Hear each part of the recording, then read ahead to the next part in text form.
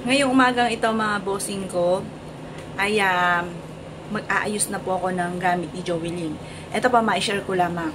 Kasi, meron, hindi ko alam kung pwede kong banggitin yung pangalan po niya.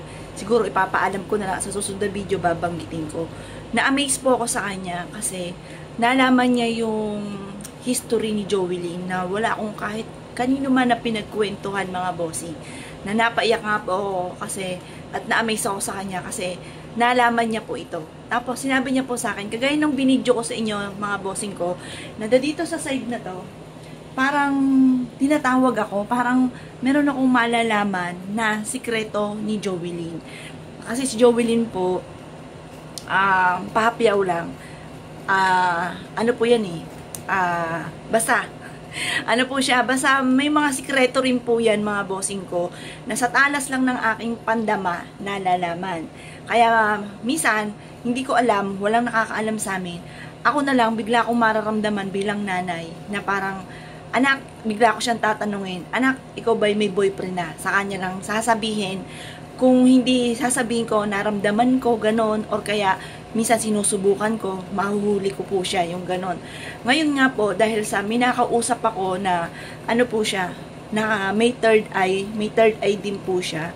Tapos, pinapasok ko po siya dito, pinakita ko po yung mga item ni Joelyn, kaya lang, nanakbo po siya, kasi, hindi siya nakapagtagal dito kasi sabi niya baka sumapi daw si Joelyn kung naniniwala po kayo sa mga ganon. Kasi ako, naniniwala ako sa mga ganyan mga bossing. Ayan, at saka yun nga po yung nakakausap ko si Joelyn sa panaginip. Meron po siyang gustong iparating dito sa side dito. Tsaka dito sa side. Sa side dito. Yan.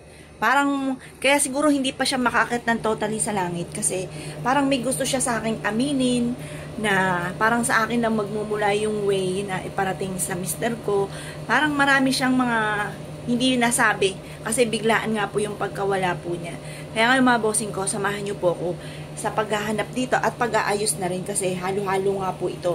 Pero nung nabubuhay pa po siya, pinagalitan ko pa nga po yan. Sabi ko, anak, halo-halo yung gamit mo, mag-greenies ka naman. Alam niyo yung mga kabataan, walang ginawa kundi magsi-cellphone. Ayan. Ngayon po mga bossing, sabi ko, siya sige, aayusin ko yan.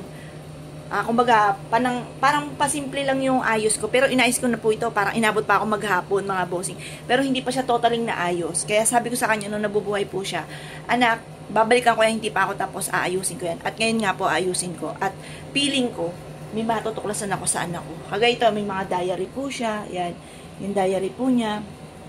Feeling ko meron pa akong hindi nalalaman sa anak ko na gusto niya iparating sa akin siguro bago siya makakit sa langit. Kasi yun nga po, yung nakakausap ko po siya, nagpaparamdam siya, sabi niya po sa akin, nandito lang siya, hindi siya naalis. At saktong-sakto, yung tao na nakakausap ko po kahapon, ano po siya, nakakita. Hindi ko naman alam na nakakita po siya. Basta sabi niya, nandito lang yung anak mo, hindi naalis, mahal na mahal kayo. May gusto siyang iparating sa'yo na hindi niya nasabi bago nga po siya nawala. Kaya samahan niyo po ako mga bossing. Ito pa mga bossing ko, ang ilan sa mga nakuha pa namin sa damitan ni Joelyn. Yung lakas nito, rainbow candy. Gami. Oh. Walang joke yun. Sweet candies. Tikim nga. Wow. Char. Tsaka ito. Ito yung, ano yan, yung parang ketchup to. chili sauce na inilalagay sa gami. Yan sa TikTok. Ito. Ano? Saan niya kaya in-order yan? Taka ano pa, no? Ano?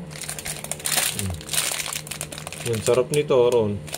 Mango. Tikman na kaya. Yung ilan sa mga nakita ko sa damitan ni Joelyn.